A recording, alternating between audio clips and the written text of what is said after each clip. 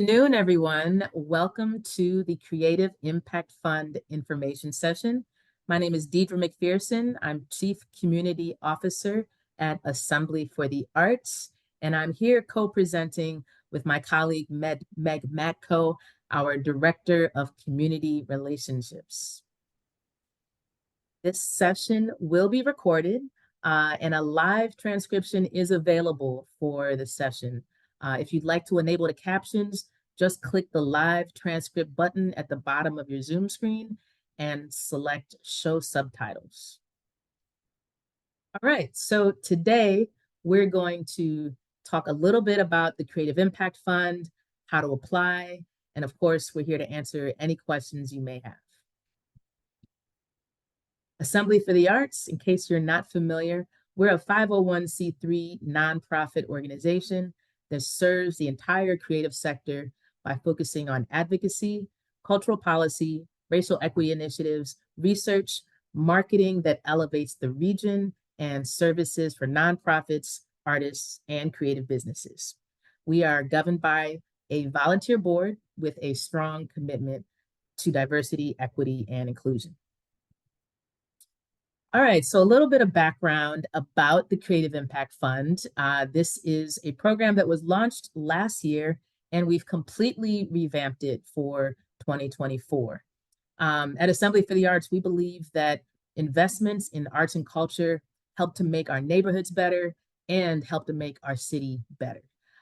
Because artists in the creative economy help make a big impact on our region. They drive development in our neighborhoods, bring people together, and they really contribute to our quality of life. An example of that is if you think about all those great watch parties that we had around the solar eclipse. Arts and culture were front and center during those experiences. For those of us who were out at the Rock Hall or the Great Lakes Science Center or neighborhood parks, there were musicians, performers that were at the heart of that in bringing people together. So artists, they are key drivers in contributing to our quality of life. And this Creative Impact Fund is about supporting the ongoing impact of that work. Some recent examples of investment in artists in our creative economy include the Transformative Arts Fund from the City of Cleveland, which was a $3 million investment in artist-led projects that will impact our city and our city's neighborhoods. Results for that will be, or announcements for that will be coming in the coming months. We're very excited about that. And then Cuyahoga Arts and Culture, CAC, they awarded Assembly for the Arts $500,000 in grant programs to support individual artists. And we are working with a variety of partners to administer these programs and invest in artists in our region. So a little bit more about that. Cuyahoga Arts and Culture, as I mentioned, they have awarded Assembly for the Arts with funds to do these programs. So here are a few organizations that we work with that are probably familiar names to you all that have their own artist funding programs that are all funded by Cuyahoga Arts and Culture. So of course we have Assembly's Creative Impact Fund. We also are going to be announcing on April 30th the Rapid Action Grant, so stay tuned for that announcement.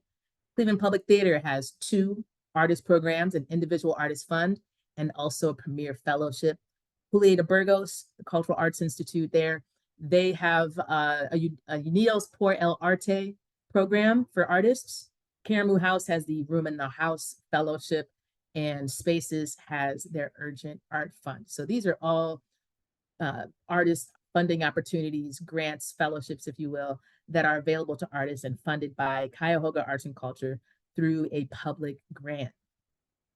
If you want more information on those programs and many, many others, please visit our website, assemblycle.org/artist funding, where you can find links to pages, information about those programs, who's eligible, and of course, those deadlines. All right, so a little more background about the Creative Impact Fund. Assembly for the Arts, we conducted a study in 2023 to hear directly from artists what they need and want from artist funding programs, what they need from fellowships and grant programs. This study consisted of a survey and a series of discussions at various venues in our city. And we heard you loud and clear that artists want more flexibility in their funding opportunities. They want the freedom to invest grant dollars however they feel is needed. As a CEO of your own brand and your own practice, how do you invest that money in your own practice? And of course, larger grant dollars. So money that is a larger award that can go towards a wide variety of things that you need to invest in your practice. So we're going to talk a little bit more about those. But that study is what informed the 2024 Creative Impact Fund. And so what we've introduced for this year is an unrestricted grant that's designed to support the growth of an artist's creative practice and advance their impact on our region. And applications are open now through May 31st. So 17 awardees will be awarded $10,000 in unrestricted funds. Again, unrestricted funds are money that you determine how best to invest in your creative practice. There's no project requirement. So again, we heard you loud and clear that that was something that was really important for artists to thrive in our region. Awardees will also get business and professional development support. So that could be financial advice on how to best invest that $10,000, how to prepare yourself for taxes and some of those accounting implications, or maybe some marketing support. So we'll be connecting the awardees to those resources to help them in that area. We'll also feature all of our awardees on our website. We're really proud of and excited about this program. So we definitely want to highlight the artists who are being awarded so that we can continue to show the impact that artists and arts and culture have on our region. You'll also have dedicated support from Assembly staff, myself, Meg, our CEO, Jeremy Johnson, Valerie Schumacher are among our small but mighty staff, and we're here to support you as well as our other members. Assembly membership is also included, which gives you free or discounted admission to some of our various community events. And of course, we're going to be connecting our awardees to some networking opportunities and to various institutions or partners that can help you along your way. All right, let's talk a little bit about who's eligible for the Creative Impact Fund. This is open to all artists and creatives, and we're defining that as people who are independent professionals and derive income from creating, performing, teaching, or supporting the development of creative work. This includes craft, dance, design, film, interdisciplinary art, media, music, theater, performance, traditional or folk art, visual art, and writing or literary art. You'll also have a creative practice that's at least 3 years. So you're not new to this. You've been working as an artist for a good amount of time, and you're very vested in your profession. So creative work within the last 3 years. And this program is not for businesses or organizations. This is an investment in individual artists. So if you happen to have an organization, you're going to be completing your application as an individual, not a business or organization. Also, applicants need to be residents of Cuyahoga County since it's funded by Cuyahoga Arts and Culture. You're going to be age 18 or older, and of course, not have any affiliations that would create a conflict of interest as far as being a board member of or a staff member or immediate family member of any of these organizations listed here. And of course, you won't be on the selection committee or a jury member of one of our programs. And we also we want to make sure that the award is going to people who haven't already been awarded recent funds from Assembly for the Arts. So I'm afraid that if you were awarded the Creative Impact Fund last year, you are not eligible. Also, we got to talk a little bit about eligibility when it comes to all the various grant programs that are currently available that are funded by Cuyahoga Arts and Culture. So grant programs kind of fall into 2 categories. We have project grants that are specific to funding a project or an initiative. And then we also have unrestricted grants.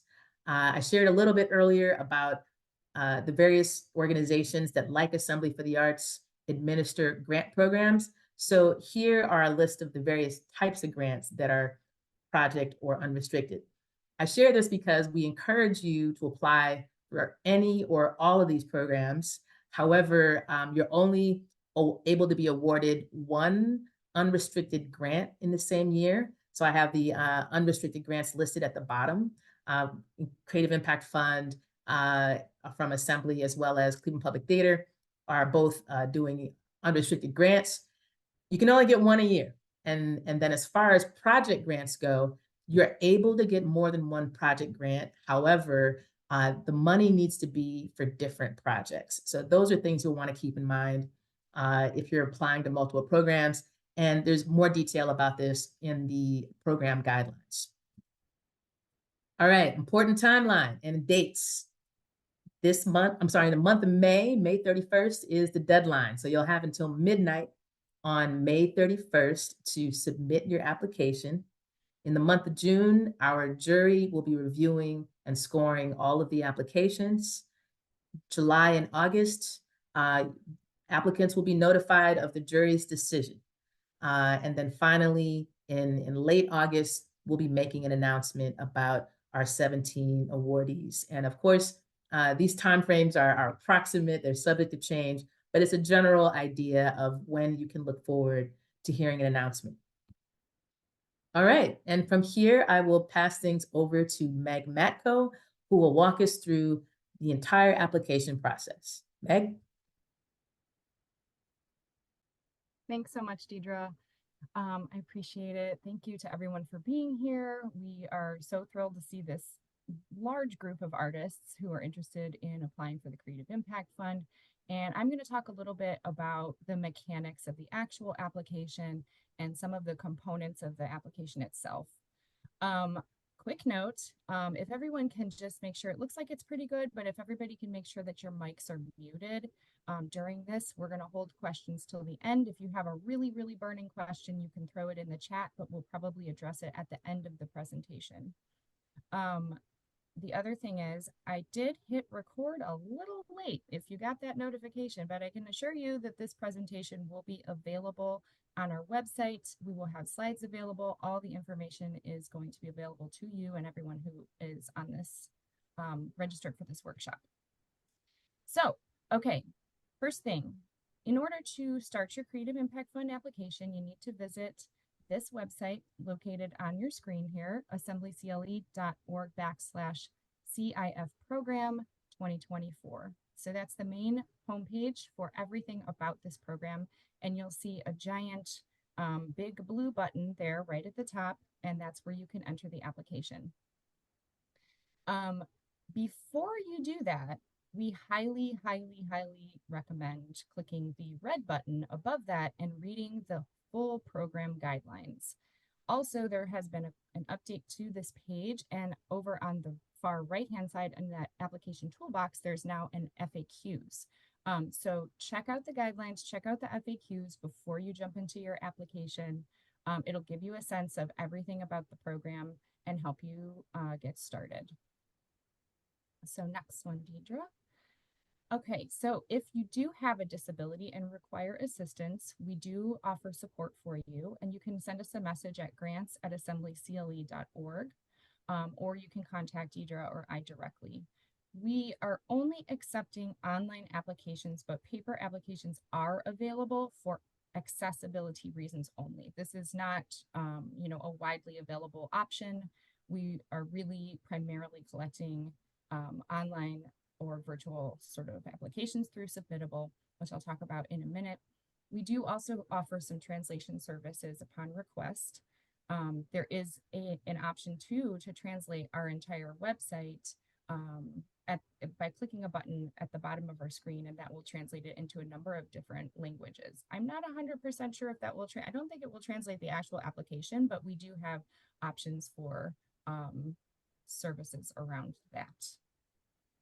Next, Deidre, thank you so much. All right, so the first thing that you're going to need to do to get started in applying is familiarize yourself and set up an account with Submittable. So when you click that big apply button that you see at the top of the screen, you're going to be prompted to either sign into your Submittable account or to create one if you don't have it.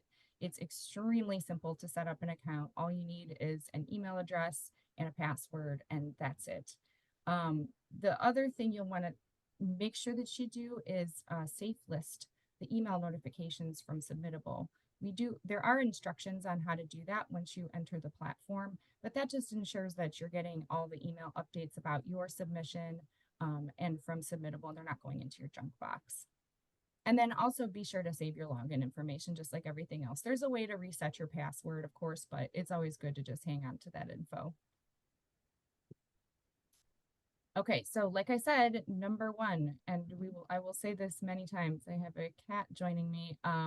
Review the guidelines. Step number one, there is all the program information there. Oftentimes you will get in, if we'll hear people asking questions, and they are really readily available and answered in the guidelines. So before you start to actually write and fill in your application, we also highly recommend that you review the application itself and the questions in advance. What I like to do myself when I'm applying for grants is actually pull the questions out, copy and paste them into another document like a Google Doc or a Word doc on your phone somewhere, so you can look at them and maybe start responding in a different document before you're actually putting the information in there. It's much easier to edit. You have a way to save your work if something happens to Submittable. It's just good to start it in a separate place. Also start collecting your work files. So this application does require you to upload work samples, which is pretty typical for an artist application. And those can be, images, video, written works, PDF files. We're going to get into the specifics about that a little later, but start, put a folder on your device and start, locating what kind of files you want to include with your application. And I mentioned start a draft. So we did that already. Okay, so the components. I am so excited about this application because we designed it to be extremely simple and clear and easy to understand. That was another thing, like Deidre said, we did, that research earlier on. And that is one of the things that comes up over and over again is that artists really need, they really need the ability to have a simple application and not have something that's overly complicated and asking them to jump through hoops to get to funds. So that's what we did with this.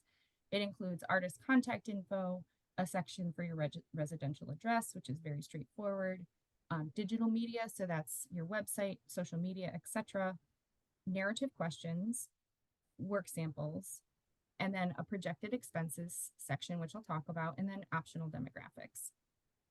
So the way that we design this again is really to center your creative practice and to showcase your work as an artist, looking at your digital presence, allowing you to really spend time with those narrative responses and create thoughtful essays, and then also spend time with your work samples. So those are the things we want to showcase and allow the jury to review for the artists who have submitted. Next one, thank you.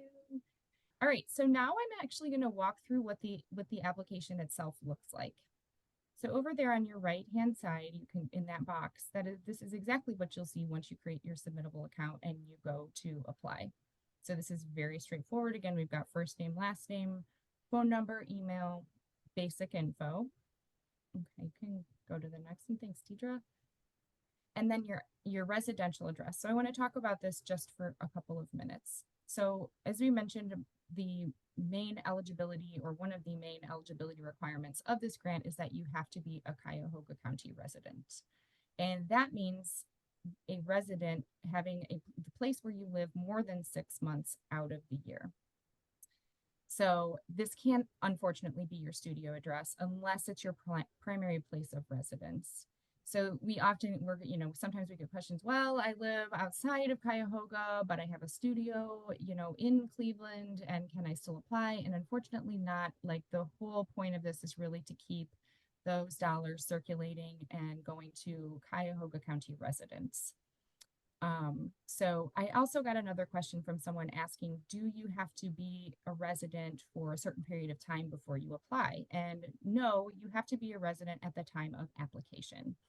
So that is the length of time is not necessarily tied to residency here. Teacher, thank you. Okay, so now we're going to talk a little bit about the digital media. And because this application is so simple, and because we are asking for folks to be active creators, people who do, are actively making things, they're sharing their work out there within the last 3 years at least, we are requiring you to include one form of your creative work online. So we know that all artists don't have a website, so that's not necessarily reasonable, but if you do, you can include that. If you don't, you can include social media pages that are very specifically related to your art, not personal social media. That doesn't necessarily work here, but something that's really showcasing your creative work. Or current articles, spotlights, or profiles that other organizations have done on you as an artist. Or like features in other venues. So if you are a musician and you have, you were playing out at 5 different venues, it's likely that you're listed on that venue's website as an active performer. So things like that. But yes, you have to provide at least one form, one or the other. So that may, if people have questions about that, we're happy to talk about that a little bit later in the Q&A. Thank you. The other portion of this is selecting your artistic disciplines. So individual artists are eligible to apply for the Creative Impact Fund. And so what does that mean exactly? That means practitioners in one of these areas that Deidre mentioned during the eligibility checks. So that is craft, dance, design, film, interdisciplinary, media, music, theater and performance, traditional folk arts, visual art, and writing or literary arts. And you will see in the application that there is a breakdown of each one of those discipline sections. So it's pretty exhaustive. This is a list that was vetted on a national level as far as artistic disciplines go. So, but if you do not see your discipline represented here, you can certainly email us and ask. We'll be happy to talk with you. It's likely that you will be included in this list because it is so broad. So yes, thank you, Deidre. Right, the next section is your artist statement. This is, we're getting now into sort of the meat of the application and what you will include. So your artist statement, if people are not familiar with that, is really a statement about your artistic philosophy and identity. It isn't a biography. It is not a, just sort of a story about your life. It is really to talk about the mediums that you use in your work, the themes and messages that you like, that you consistently address in your work, and any relevant awards, performances, or exhibitions.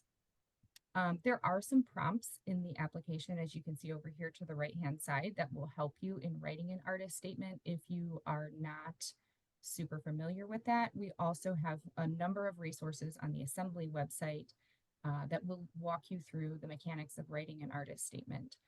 We're also, Deidre and I are happy to talk with you about, what that means, what it is. If there's any tips we can offer, we are more than happy to do that, because we know that, not all folks in all disciplines are familiar with this idea of the artist statement.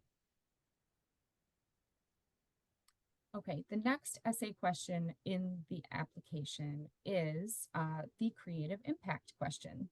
So this is really the crux of the fund in general and the overarching philosophy of this grant program. How does your work make a creative impact in the world? So I'm going to go ahead and read you exactly what is in the application. Your work as an artist affects and changes the environment around you, the people who experience it, and others who collaborate with you in creating. Please describe how you as an artist use your work to influence the environment around you, socially, universally, physically, politically, or in other ways, and how your work makes a creative impact in the world. This may be direct or indirect, subtle or large scale, but consider how your art changes perceptions, challenges the status quo, or seeks to improve our human experience. And believe it or not, every creator and every person who makes work is changing the world with their work. So everyone has the capacity to answer this question fully. This isn't a question that only speaks to artists who are, studio fine artists who are making things in a vacuum. That's not true. This really speaks to all creators. Okay, next. Thanks, Deidre. The next uh, narrative question in the application and last narrative question is artistic intent. So we are not requiring folks to include a budget with their application, which is another, sort of benefit to the way that this was designed. But we are asking people to think about how they would use the funds. 10,000 is a pretty significant amount of money, and we really want to kind of get a sense of how you would spend that money. How would this enhance or change your creative practice, and what they will support? So giving us a sense of that will be very helpful in this narrative question. And then it will also, in the next one, I believe, oh shoot, we're going into work samples, but we'll talk about projected expenses later. Okay, so work samples. This is another meaty portion of your application. So this should be a streamlined and quality display of your creative work. This is where you're going to upload any of those pieces that you have documented of your work. So this would be images, video, audio, links to videos, links to audio, written works, PDFs with images. We were very expansive in how we allowed people to include their work samples with this application. The thing to keep in mind is that this grant, we are really looking for artists who have been actively creating in the last 3 to 5 years. This isn't meant to be limiting, but what this is meant to do is to avoid folks who have decided, oh, well, yesterday I'm an artist, or like, I really don't make work, but for the purposes of this grant, I think I'm making work. We want to really be paying attention to folks who are active and serious creators. And on the flip of that, we don't want to necessarily be looking at folks who haven't created anything since 1984. This is to focus on people who are in the community, they're working, they're making things right now. So, oh, let me go back one quick one, Deidre. I just want to make sure I got, okay. So yes, eight minimum samples and 15 max files. I just want to talk about this for like really one quick second. That means 15 maximum files. Some of the files may be a couple of pages. We do have some parameters around that in the next slide. You're also required to upload a description of your work sample. So what is each file you're uploading? What's the medium? What's the year? What are you doing? What's the description? You're going to include that in a separate file and upload that in the next box there where you see that upload button. Okay. And some additional specs here. These are your maximums and minimums.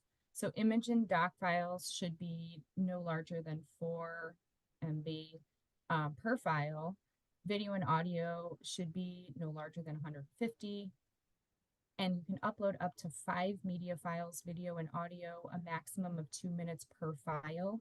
And we're asking people to limit their PDFs to 4 pages each to the best extent that they can. These are in place so that A, the system doesn't get overloaded and shut down and not allow you to submit your application, and B, so that people aren't uploading 400 pages of PDF with 6,000 images, because that would, first of all, not be fun for jurors to review, and it also would potentially give people an unfair advantage. So we're trying to do that. If you have links to video that are, on YouTube or SoundCloud or whatever, those do not have to meet the 2-minute minimum or maximum parameter there. So just keep that in mind. Okay, next one, thank you. Okay, now we will talk about the projected expenses really quickly.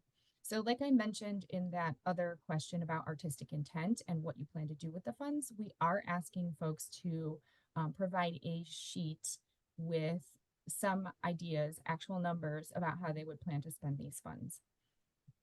So a thing to keep in mind with this grant is that it is an unrestricted grant. So it is here to support you on a very broad basis. So that means anything from supplies and materials to studio rent, to exhibition costs, to travel costs, to rent for your home so you can live, to all of these things. It's a well-rounded way of supporting the whole artist. So you can put things in there in your projected expense sheet that would be covered. You can check out the guidelines for a full list of eligible and ineligible expenses. But if you do have questions, you can certainly ask us as well. Oh, and speaking of which, here is the eligible and ineligible use of funds page right from the guidelines. So if you take a look here, some of the ineligible expenses, like I said, this is a pretty broad use grant, but some of the ineligible things are illegal activity, which is pretty obvious, political campaign endorsement, gambling activity, alcohol, travel outside of the US. We know sometimes that's a little bit of a sticking point, but we have to be firm on that. Debt repayment, don't use this to pay off your credit cards, and fundraising expenses.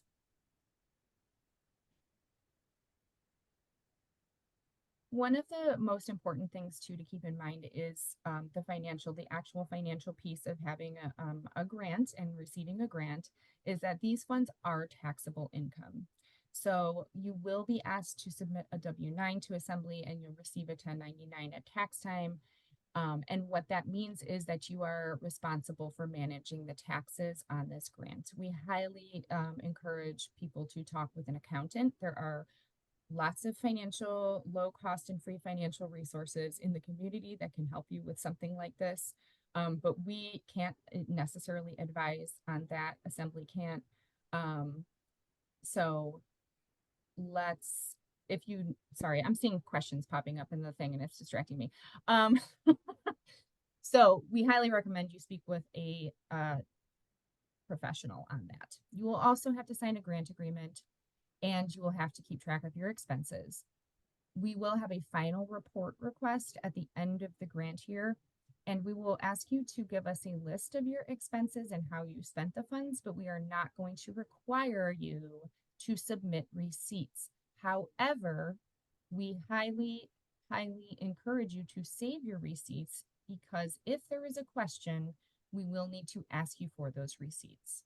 So it is up to you to keep track of your finances for this grant.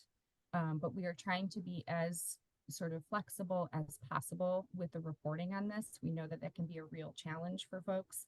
But so keep that in mind. Oh, yeah. Okay. And selection criteria. So people are asking, how are the decisions being made? Who is selecting? Who is making funding decisions and how are they making them? So we will have a jury of folks that are from outside of Cleveland, 3 to 5 people who will be reviewing the submissions for the Creative Impact Fund. Assembly for the Arts staff or board is not going to be reviewing applications and making funding decisions. I just want to make sure that that's very clear. So these are the selection criteria that we will ask the jury to use when they're evaluating each submission. So one, the artist has been actively creating for at least the last 3 years. We've talked about that a few times.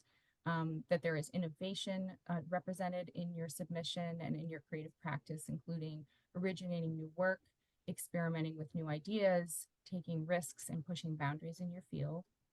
Completeness and quality of your application. So are all the components completed? Is everything clear? Can we read it?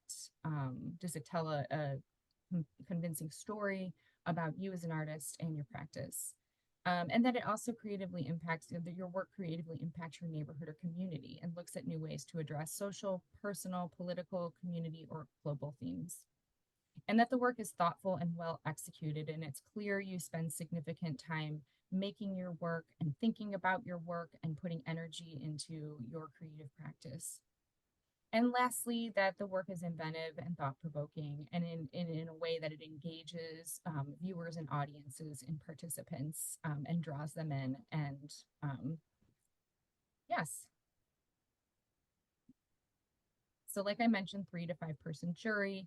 This will be artists, arts administrators, and community leaders. These people will be experts and well-rounded in the discipline base of creatives. Several members of the jury, yes, I said, will be outside of Greater Cleveland, and all applications will be reviewed by the jury after the May 31st deadline. So reviews aren't going to be happening on a rolling basis.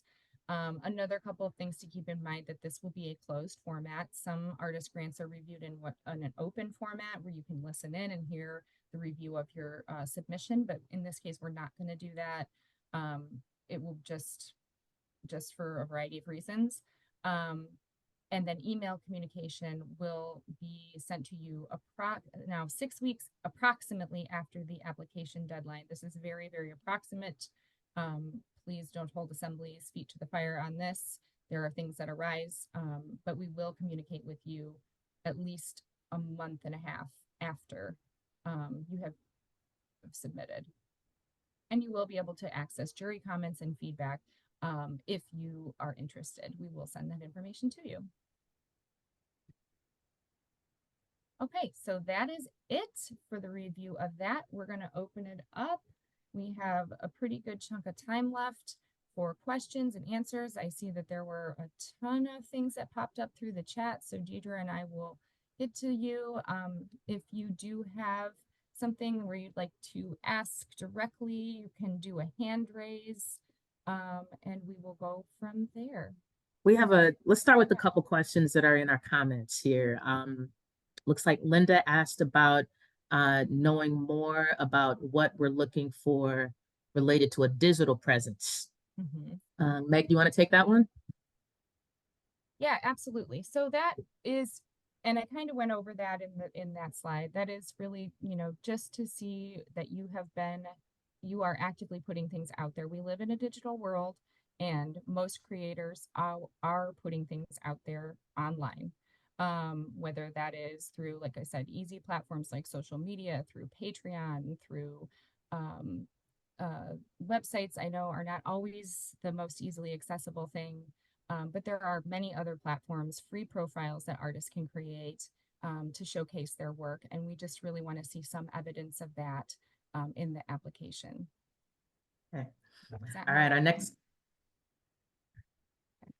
our next question is from Dan Bruce. For work samples, how much detail are we looking for? For example, should we assume that there will be a musician on the panel? Wondering if it's better to send a video of a performance, of a music performance, rather than notated musical score of musical work. So I'll say that work samples, it depends on your artistic medium or what you're operating in. You will have a very diverse panel of juries, people reviewing the applications, and they'll have backgrounds in arts across the board. They'll be multifaceted, so they might be arts administrators or programmers or creatives themselves. So they might wear a variety of hats. We'll have between 3 and 5 jury members, and they'll be representing a wide variety of disciplines. But I would say both. I'd say if it sounds like you might be a music composer or a producer, music producer, if you have a video of performances as well as a musical score, but you might want to focus on performance and actual audio recordings. But it wouldn't hurt. I mean, you have up to 10 samples, is that right, Meg, that you're able to upload? So yeah, totally up to you. Got a question from Michael Gill. If rent is an eligible expense, but repayment of debt is not, is monthly payment on a mortgage an eligible expense? It is. Yes. Mortgage and housing is an eligible expense. Repayment of debt is talking about like credit card debt and things like that. All right. All right. Our next question is from Leah Burnett. If you are a musician and want to bring in another musician from outside of the United States for the purpose of connecting to a specific community in Cleveland, is that ineligible? No. So are you talking about like partnership with another musician from outside of Cleveland and you're wanting to use some of the funds to pay that musician? That's from Leah. I guess I would need just a little bit more clarification on that question. I think, well, I Uh, think you're able to, oh, go ahead, Oh, please. Thank just you. Leah. oh, hi. Yeah, I have a pianist partner in Switzerland, and she is Iranian, and we were looking at doing a project where we would work with the Iranian community or Middle Eastern, perhaps broader in any case. But you had said something about travel outside the United States. Obviously, we would need to bring her here. So that's why I wasn't sure if that made it ineligible. Okay, so are you looking to cover costs for her travel to come to the US or Yes. costs? Okay, Yes. that is a that is a really good question, and we would actually have to get back to you on that. I am not 100% sure. That's a stipulation that is coming from Cuyahoga Arts and Culture, so I would need to double check with them if that would be an eligible expense. Right. Okay. Thanks for We will asking. follow That's up with really- you on that. Yeah. I mean, you can fund projects with this money, but it's that international aspect. We need to just double check. So we'll be following up with you on that. And we'll add that to our FAQs on our website. So for future reference. All right, JT Thomas is our next question. Can we put those video links from YouTube inside the 4-page PDF instead of uploading a video limit? I had a problem with that before, and he edited the video down to meet the limit size. So, Yeah. Megan, you want to take that one? Yeah, absolutely. And yes, JT, absolutely do that. That is sometimes a way easier method of sending in videos than uploading files. Sometimes the files can act up. My recommendation would be to just make sure that the links you do include in the document that you upload link or that they function and they open. We have also seen people upload files with a bunch of links and then half of them don't open or they're broken links or they don't direct somewhere that they should. So double check everything before you upload it and make sure that it is functioning. But yeah, that is sometimes an easier way to do it than to try to edit down files and send them in. I will say too, though, that just keep in mind that there is a group of people, of human people that are going to be reviewing each and every application. So quality over quantity is definitely recommended. Uploading 4 PDF pages of 75 links to videos is unlikely the jury is going to be able to look through every single link. And that doesn't always mean that your application is going to get greater consideration if you just send in more. So that is a recommendation from yours truly. All right. Our next question from Bellamy Prince. What is the time frame of the activity period? Is there a hard stop for when projects must be completed? So this is not a project grant. You are welcome to spend the funds throughout the grant period, which I believe goes through June 30th.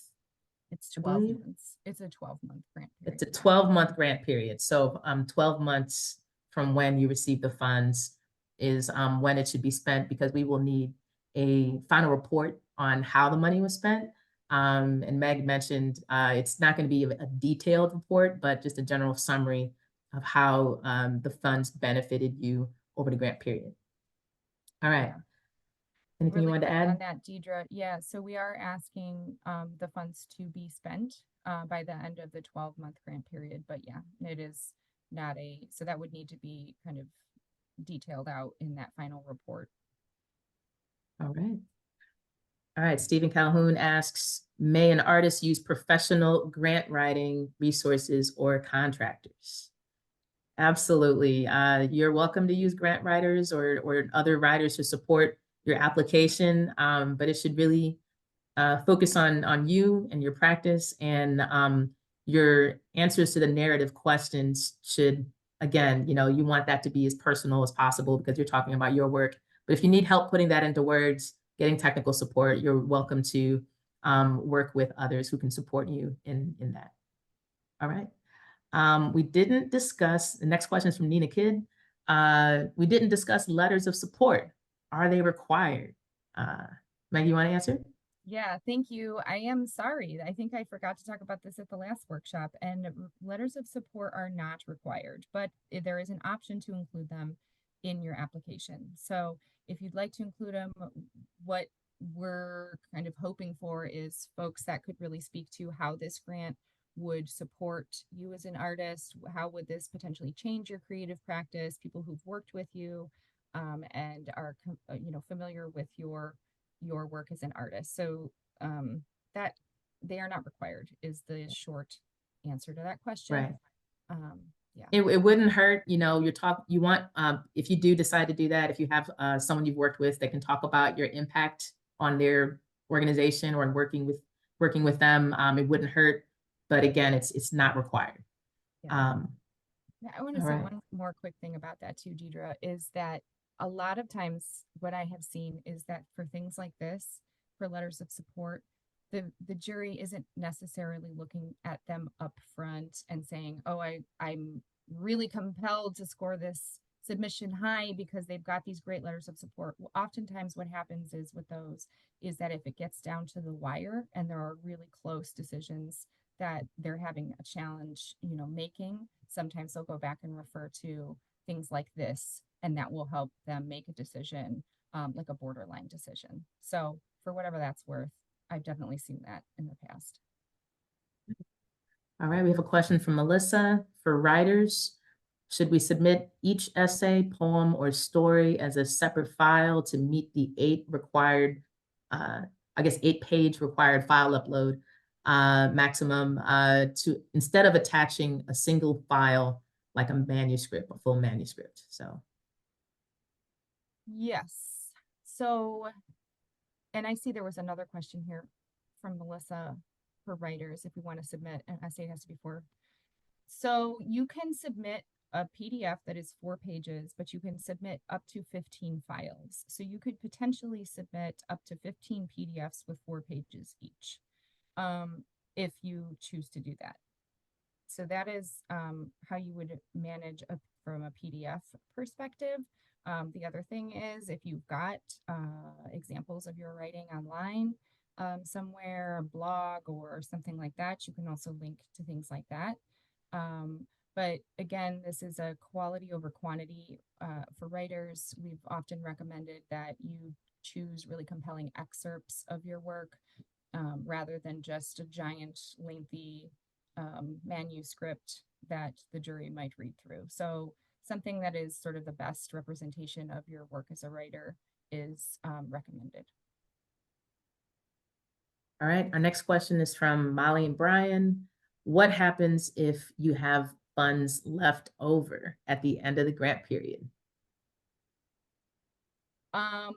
Well, we're not asking you to spend you to spend the entire 10K. We're thinking that, folks will have expenses of at least $10,000 in a year as a human in a capitalist society. So okay. All right, very good. So we're hoping that will be not too much of a challenge because this is not a project grant. And we're being asked, you're not being asked to spend only on project related expenses. So there's no need to, there's not as much pressure there to spend every dollar by the end of the grant period. All right, next question is from Stephen. Can our 8 to 15 images be made up of a page of a couple of detailed images of the overall piece? So 8 original pieces with multiple detailed images making up the other 7 pages. Is that acceptable? 100%. Yes. Okay. Yes, absolutely. You can Right. mix and match and choose, what details you want to pull. And even for, so for example, if you wanted to showcase one piece, and then you wanted that detailed, then you could use the PDF 4 pages and include images, sort of a, montage of detail shots of that piece in a 4-page PDF format. That would be totally acceptable. Thanks. All right, question from Leah. A question around work samples. With the pandemic shutdown, many projects and things were slow in 2021 and 2022 for musicians. Could a possible work sample be a write-up of a project you did not, you did, but was not recorded? So a summary basically of a project that was done, but not documented via recording. That would be fine. I will say also that artists aren't going to be penalized for including images of older work. So if you have things that extend beyond from the past, that is totally acceptable to include. We just want to see those in concert with samples that are current as well. So you're not going to be, you know, disqualified or DQ'd because you uploaded things from 5, 6, 7 years ago. Just also make sure that you're including things that maybe you're currently working on as well. So yeah, I think that would be okay, but make sure to include other things that are actively going on as well, would be my suggestion. All right, next question is from Sax Booker. Are we able to get creative as to how, oh, did you want to comment on your question earlier? All right. All right. I wasn't sure if you had something to add, but feel free to circle back if you do. This question is asking how, are we able to get creative as to how we showcase our impact in terms of letters of support, examples of impact, etc.? Does it have to be written, or can we answer that question in a more creative way? So I would say you'll want to demonstrate your creative impact as creatively as you can. That can be through your narrative responses. It can also be through your work samples. If you decide you'd like to include a letter of support, it can be through there. It's in the name, Creative Impact Fund. So we definitely want you to show your creative side. And Meg talked about this a little bit earlier. Tell your story, your journey in developing work that's been impactful throughout your career. Share that and try to tell it in as compelling a way as you can, and just reflect on that. But yes, feel free to get creative in your application. That's definitely at the heart of this funding opportunity. I'll add on to that really quick, Deidre, too. And I think, yes, the creative impact question is an essay question. And I think I'm trying to understand here, is that, does it have to be written, or can we answer that? So you do have to answer that narrative question. It's a required question as part of the application. So there does have to be information in there to submit the application. I don't know if that's what you're asking, but I'm just sorry. Yeah, I can jump in and clarify. That's Yeah. exactly what I'm asking, I guess, in terms of how we showcase that impact. Like, instead of like having a written explanation of the impact, could we do something where we show a video of the impact, or like, something like that, I guess, is more of what I'm asking, and like submit a link to a video that probably more clearly explains the impact of the project or whatever we're working on. Yeah, and I would say you could certainly do that in your work samples, but yeah, that is an essay question where we're asking people to, respond to that in a written way, or articulate that through language. So we're happy to direct you to any kind of like resources, or give you some advice on putting together a statement like that if you need support. But yeah, I think it can be a both and. All right. Thank you. Thanks. Thank you. All right, next question is from Nina Kidd. Is it okay to have a variety of samples from different artistic disciplines? So visual art, performance art, in both cases. Yeah, it is. It definitely is. But one thing that we suggest and recommend is to create a holistic picture of you as a creative in your submission. So you are only able to select up to 2 of the creative disciplines from that list. And we recommend that you keep it cohesive and tight. Like, we know a lot of artists are working with all sorts of different ways, and they're crossing things over, and they're working with other artists, and discipline isn't necessarily clear.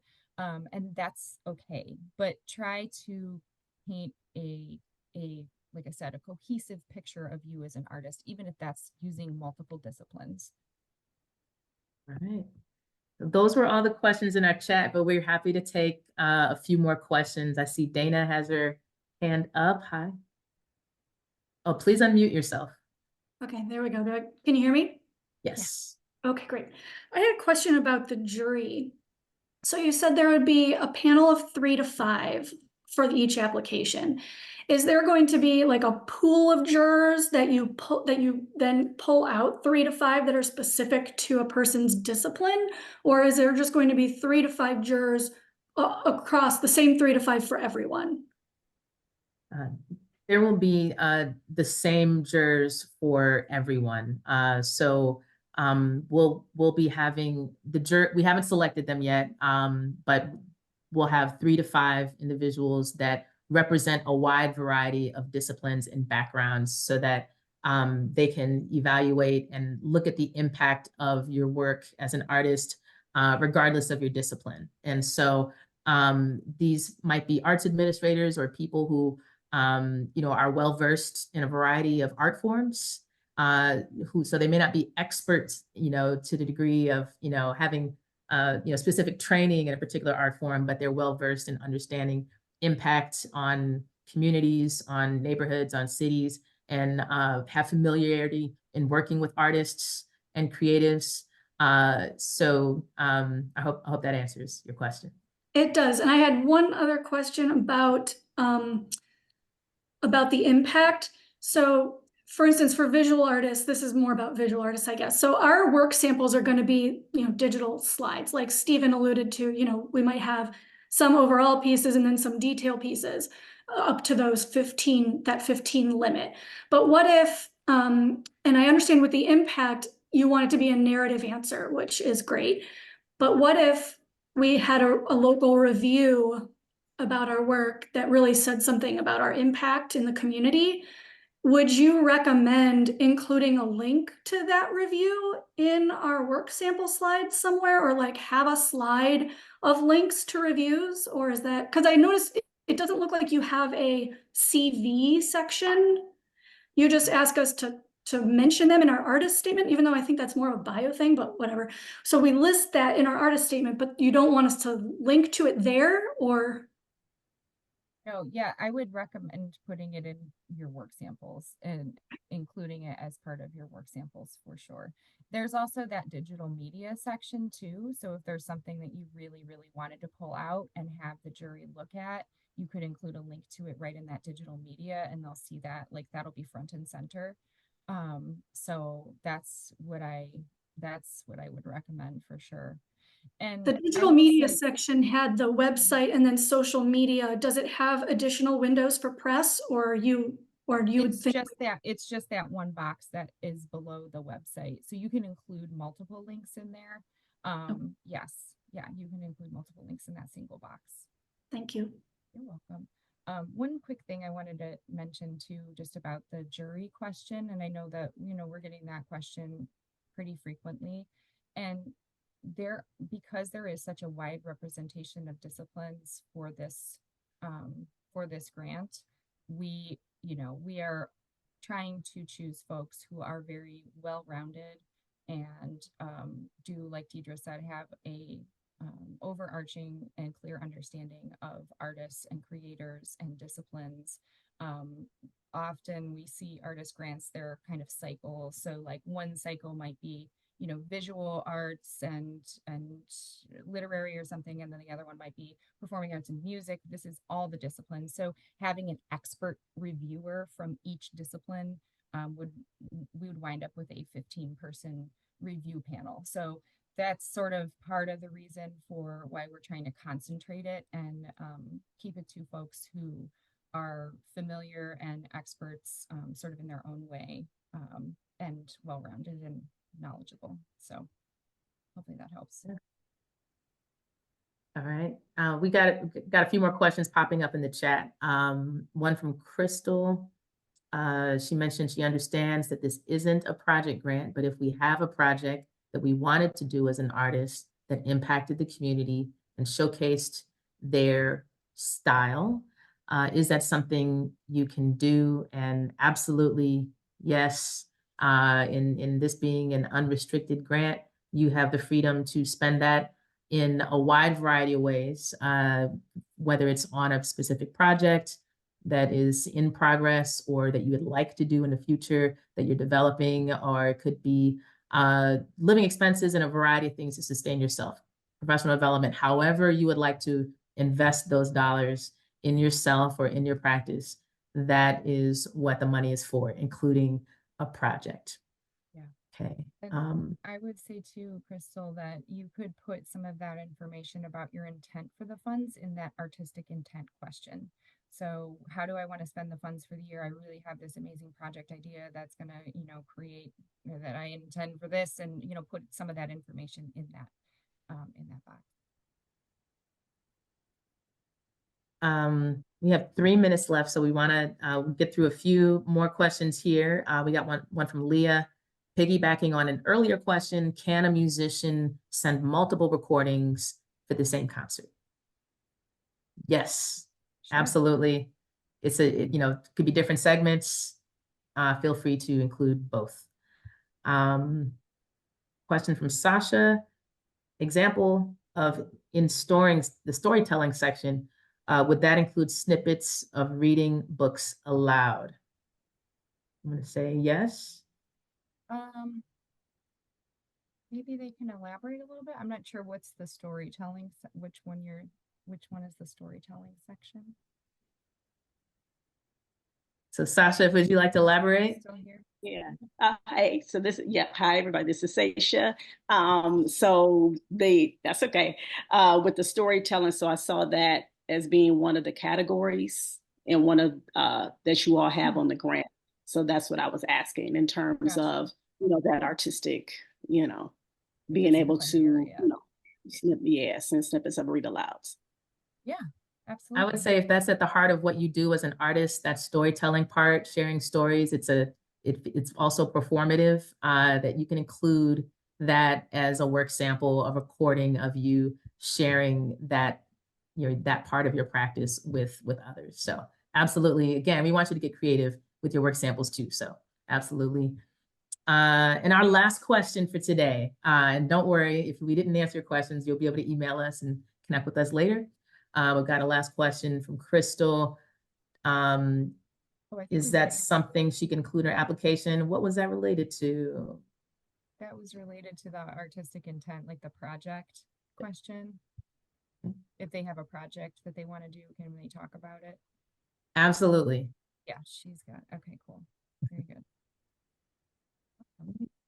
Well, go ahead, Deidre. Well, thank you so much, everyone, for making time to come and learn about the Creative Impact Fund.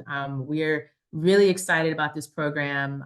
We hope you enjoy applying. We know it can be a little nerve-wracking, but this is a program that we're really proud of.